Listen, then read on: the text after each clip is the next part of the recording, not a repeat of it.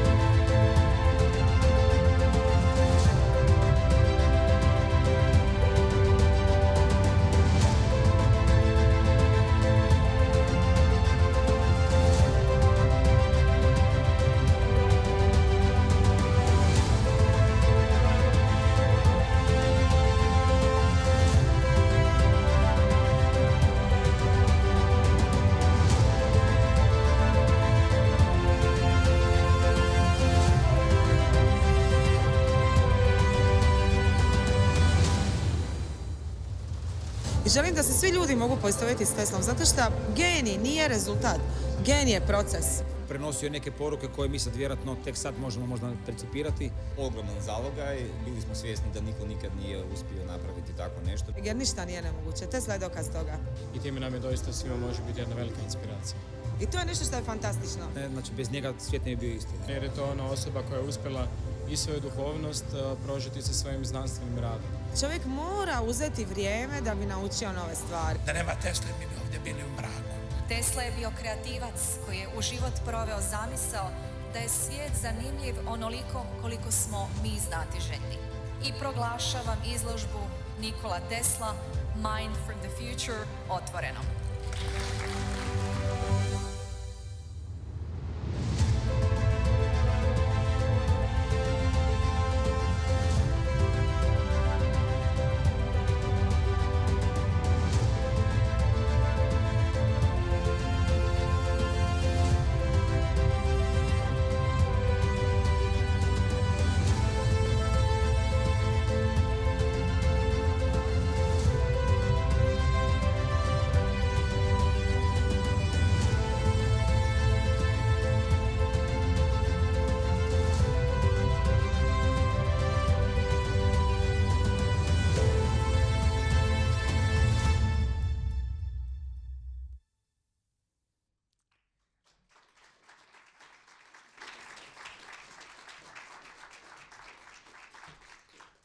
Thank you. So in New York, we really hope it's going to happen. It's a big project. We're going to join forces with the Tesla Science Foundations, with the Madunic Foundations. Follow us. If you want to know more about the exhibition, outside is the big, thick catalog. I think I brought more than 100 artists with my projects over the years that I'm going to show you how my life revealed to be coded by Tesla. And in Croatia and in region, we took, I think, more than 100 more to collaborate with us. So I'm really, really proud that we're bringing unification of our people, what Tesla really wanted us to be. But I wanted to speak about something else here, because you're going to see it next year in New York, what is this story all about. What was for me very shocking was when the first working title of exhibition appeared, like, how are we going to call the exhibition? Nikola Tesla, Mind from the Future. Yes, but it's not translatable. I said, no, it has to be exactly like that. I was shocked, but I didn't really talk to my producer why. Most of you probably know why Tesla is really Mind from the Future. It's not just a metaphor, it's not just it's a nice sentence for something what he really are. He's a human, but amplified human, superhuman, who knows how to use all abilities of his machine, of his body. And he was talking a lot about that. And me as an artist, I didn't went into researching Tesla because of the electronics and Tesla coils. I like them sparkling around, of course, but I have to admit, I don't understand that. I like it on a level of beautiful sparks and imaginary that it creates.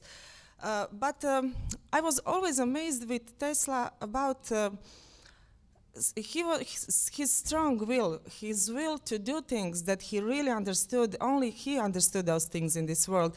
And he didn't really need anyone to approve the truth of those things. Brought us here to live in this, we can say, in Tesla dream, but not really. We live in something which is more like a Tesla nightmare.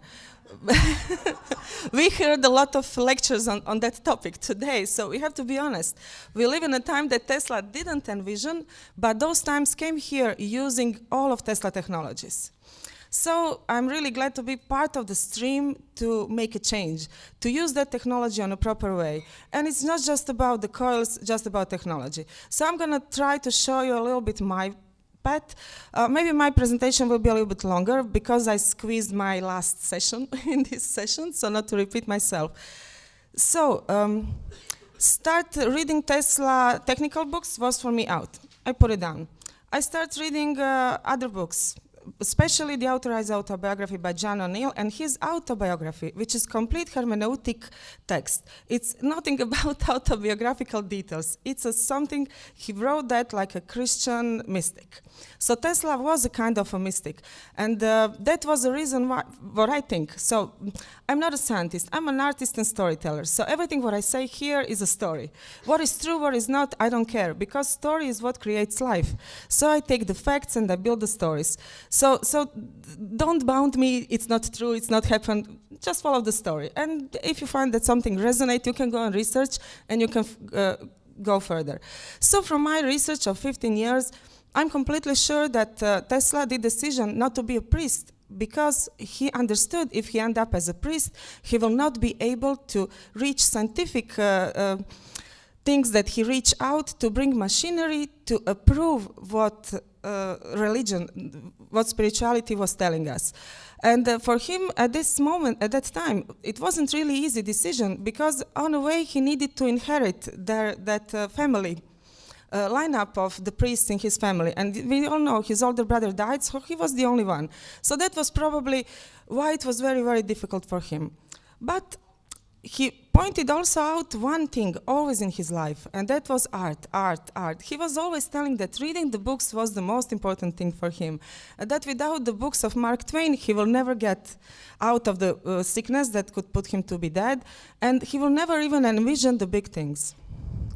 So we all know this is a Smiljan. This is really in the middle of nowhere, even today. This is really a small, tiny village, and the church and the house are under this hill, and it almost looks like this today. It's a little bit renovated, but it's really one place where you come.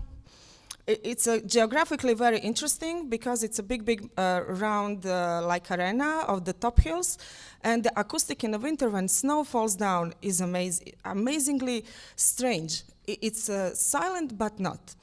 And just next to his house was a little hill where today and that days people always were coming to see the lightnings. The lightning was the strongest. There is also one thing very interesting about the place where Tesla was born. It's a Dinarid complex of the mountains. It's a mountain Velebit, and it's completely hollow down there. It's in last 10 years they found under this area where he lived, and not just he lived in Smiljan, then in Gospic. He was spending a lot of time in Tomingai, in his mother village. They find the whole cave system of about 50-60 cave rooms entered by the big cave Samograd, which means self-built city, which is really huge cathedral entrance to the underworld. So for the storyteller, there is no better material than that. Then a couple of miles from there, there is complete underground, you probably heard for the lake Splitvice and famous waterfalls in Croatia. They found completely mirroring thing underground. And from Tesla autobiography that I said it's a sort of, I took it as a hermeneutic Christian mystic text, not literally, but in the storyline.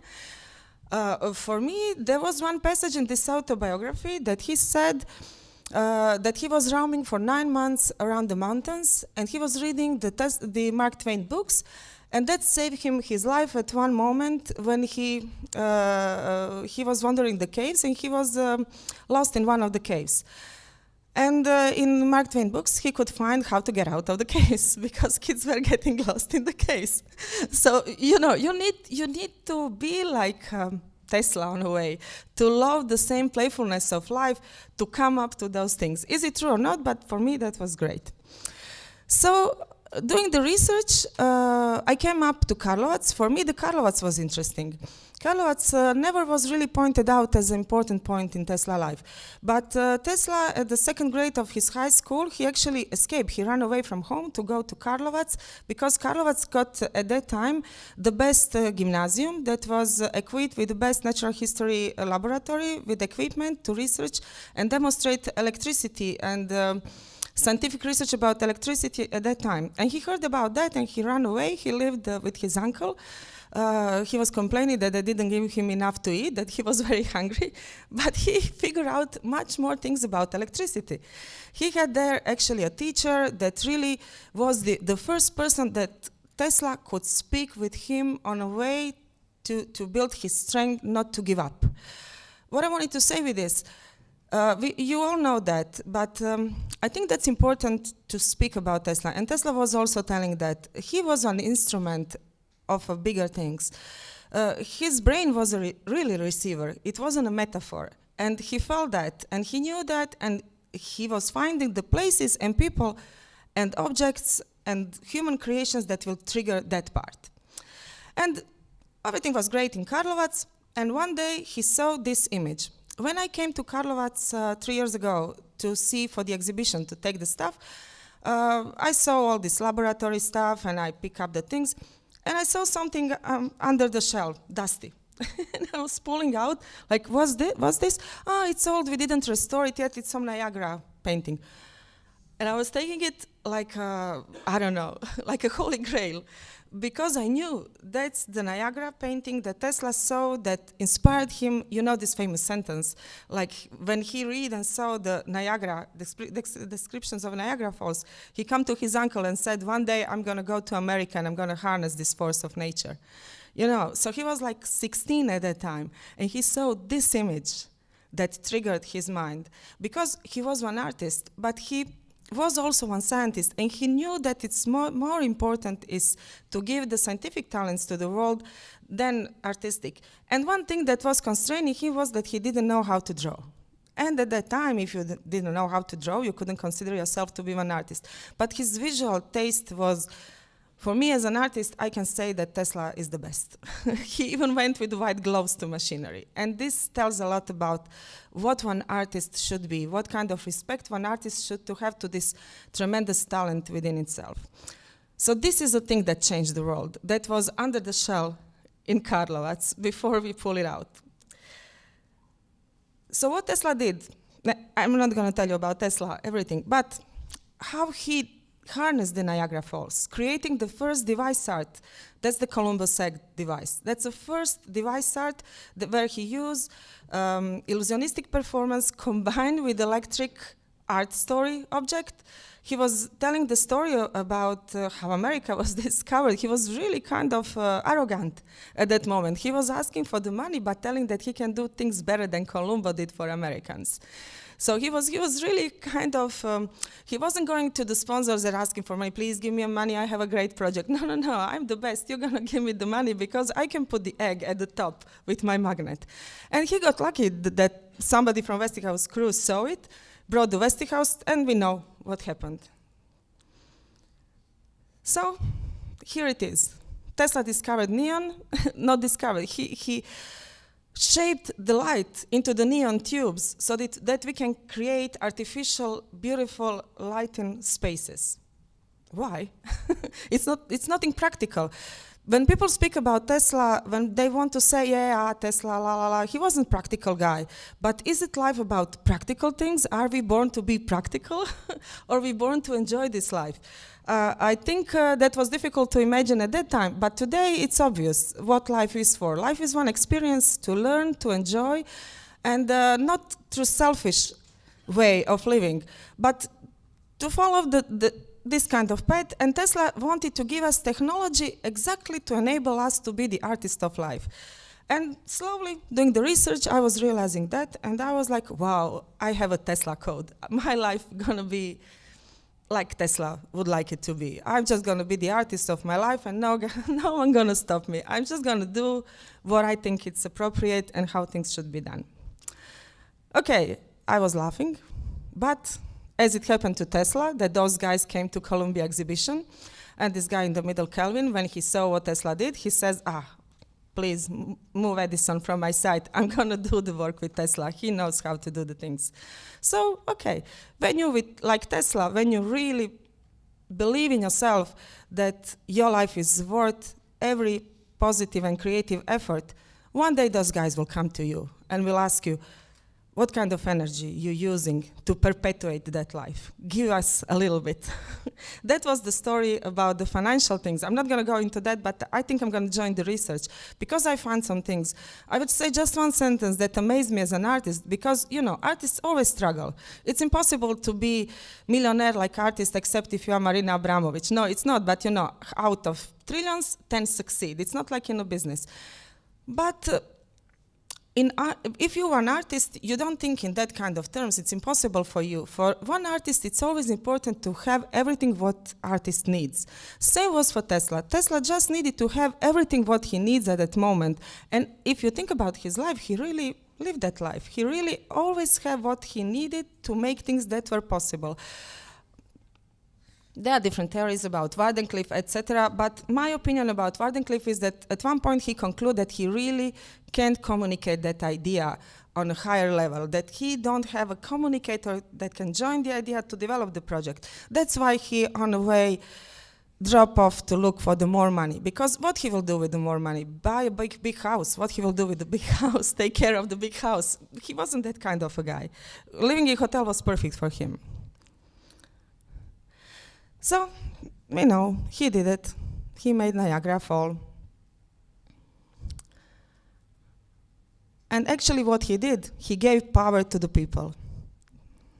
And that's the biggest legacy that Tesla gave us. That's the freedom that Tesla gave us, that we can be awake 24 hours a day and do whatever we want. So we can really choose now. We are not the slaves, energy slaves. And especially when I realized that at the opening of Niagara, when he was supposed to give a speech, he didn't speak about electricity, but he was speaking, you can see it shortly here, about art. I was sure that my Tesla code gonna work. So, okay, how it's gonna work? You need to learn, you need to search, you need to understand things, you need a lot of things to happen. And in this my research, I find this other guy, Mr. Gurdjieff. I don't know if you heard about him, and I thought they are a perfect match. For me, Gurdjieff and Tesla works perfectly.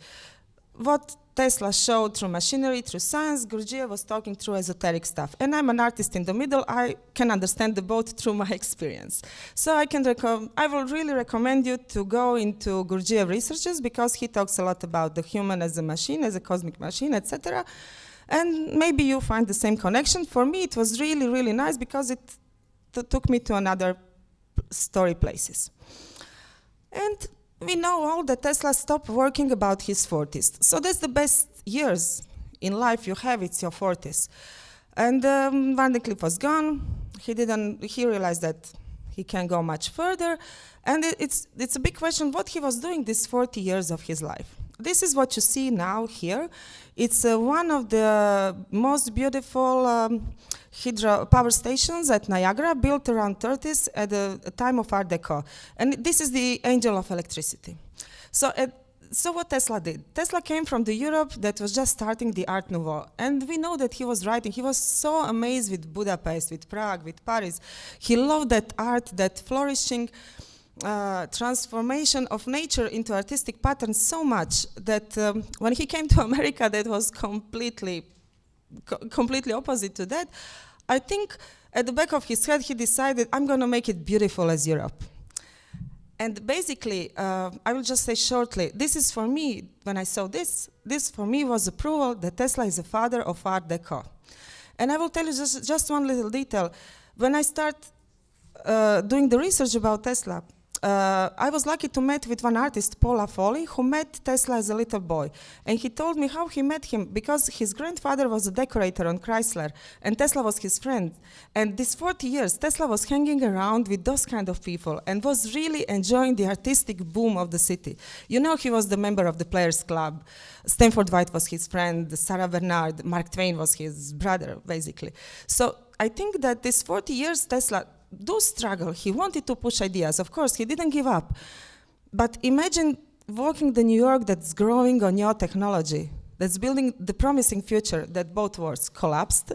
But there was a spark. Art Deco was that spark. And I think it's worth to go for it into the future. And this is what we want to do with this exhibition and this travel and this whole unification on many disciplines and many levels. So you see, this is just a beautiful New York. That's probably the best part of New York. But there was still something in my mind. I was thinking how he could know all of that, how he could know that I will stay here and talk about this now and blah, blah. So these are two books that really changed his life. The first one, Coming Race, you probably know, it's about the underworld city, about the real energy, beautiful places, blah, blah. And the other is The Faust that was absolute inspiration for Tesla. I was scared to read The Coming Race, and when I was designing the exhibition, at one point I said, no, it's time to read. I have to read it. When I start to read the book, the places, the rooms in the book, in this beautiful underworld, were looking exactly as my design. Then I closed the book. I said, okay, that's it. We got it. And this is a book that Tesla read when he was 16 years old back in Karlovac, because it was published at that time. And he went to Velebit to roam around the caves. What he found there, I have no idea. I'm scared of the caves, you can't believe. I went to the Samograd, I didn't went deeper, but there is 100 stairs made by hands. It's obvious that it's made by people, but the part of the cave is collapsed and you can't progress down there. And nobody knows when those stairs are built, why, etc. So basically, for me, all of these things are approval, and all the designs that he was doing is that Tesla really, really want to bring the artist at the top of the world, at the top of the throne. And so I said, okay, let's see, is it really true? And then I went around the world, and I figured out that even though Tesla was forgotten from the history books, from scientific books, from the mainstream researchers, there was a plenty of very popular artists, classics in every art, like Laurie Anderson, like Terry Gilliam, like Marina Abramovic, like Christopher Priest, like my friends who are with me here, puppeteers, Flexitum puppeteers. And one amazing scientist, Hiroshi Matsumoto from Japan, who are mind-blown by Tesla and who actually formulate whole their lives around the similar philosophy that Tesla was proclaiming. And then I was, how to say, I was really sure that that's the way to go, that that's the life we have to build on. Even it's not important to speak too loudly about that life, but it's important to keep it consistent. And this is a moment, this photograph is took when we were exchanging the business card, you know, Japanese business cards. He gave me first the regular one, and at that time I was producing some cartoons, and I have just cartoony one, and I was embarrassing giving him cartoony business card, and he took his official business card out of me, and he gave me his cartoony business card. And this was in Kyoto University. Hiroshi Matsumoto is one of the top 10 scientists that research the harnessing of the sun energy from space. So he invited us to come to Kyoto, to university, to show us a 2008 technology that already was developed with the solar panels in the space, that with one range of that panels, you can have power the 2/3 of the Earth. But politics and everything didn't allow that. But we saw the motorways powered by that electricity, the models, all the research laboratory. And that was for me, how to say, it was amazing. But at the same time, I realized that this world is deeply wrong. There is something deeply wrong, because if that thing in the Kyoto University developed and nobody using it, then the evil ruled this world. Let's say it that way. But it's maybe it's funny. Most of us knows that. We know where we live. We are quite aware of that. But that awareness, that's really, really important things. And it's not easy to get that awareness. At that time, I was aware of that thing at one level. But that intrigued me to research that's deeper. And that brought me to variety of phases. I showed just a couple of pictures of my life. And after a couple of years, I was really grateful for the whole experience that I was put with this visiting the Kyoto University. And I went back to art, and I wanted to research more and more and more. And I said, okay, let's check it out. Is there anything at New Zealand about Tesla? And guess what? There is the biggest Tesla coil in the world exactly on New Zealand. This is it. This is built by one sculptor and one engineer from States, brought down to New Zealand to one private sculpture park by Alan Gibbs, one New Zealand millionaire. It was cost him, I think, $5 million, I don't know. He's an engineer who wants to push the borders and help artists to achieve the maximum in arts and technology. So this is really just a Tesla coil for the show.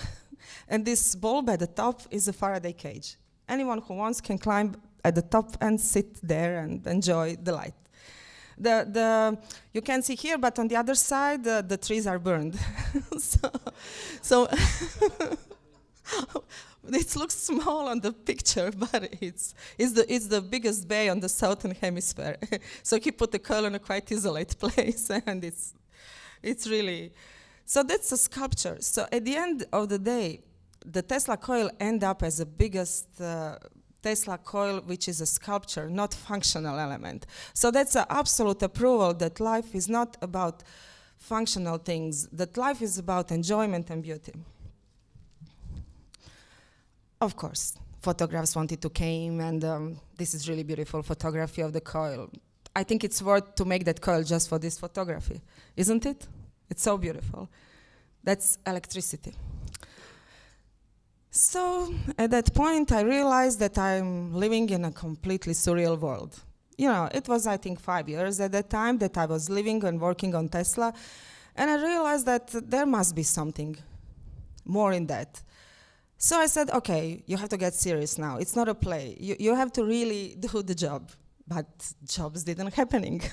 Things were progressing in the playfulness of life. So this is us filming. So we start to filming our stories from the collecting inspiration. We start to build our inspiration. So these are some frames at the Montauk Beach with my colleague. I think she's still here. So this is some research. Me on Coney Island. This is the frames from one movie that we envisioned to make, which is called Mechanical Figures, inspired by Tesla, where we start to go on a search for Tesla all around the places.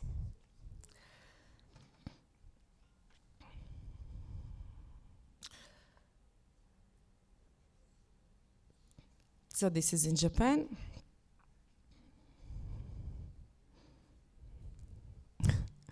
That was really interesting. And what was really great about every Tesla project I did through my production companies, you know, you need to apply for funding, you need to find the sponsors, and you come up with this story. You know, I'm going to go to Japan, I'm going to sit on Shibuya for 2 hours because I have to.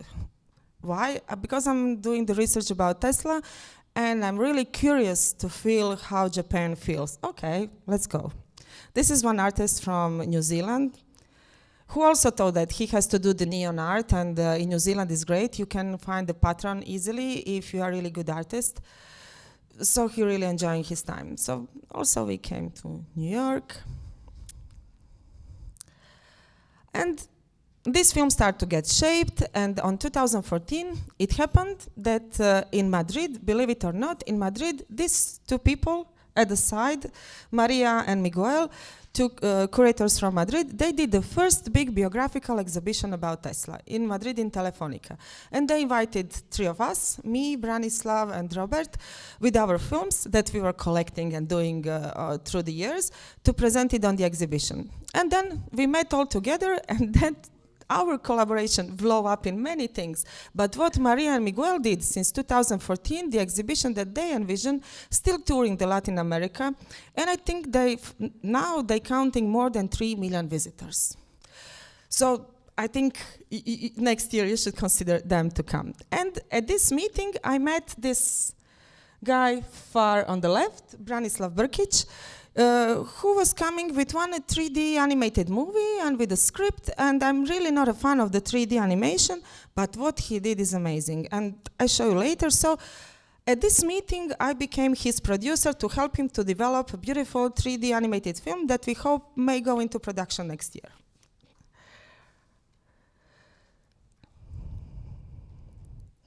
So this is when we make a little exhibition and presentation of our stuff. Kids, adults, everybody comes and enjoy and love.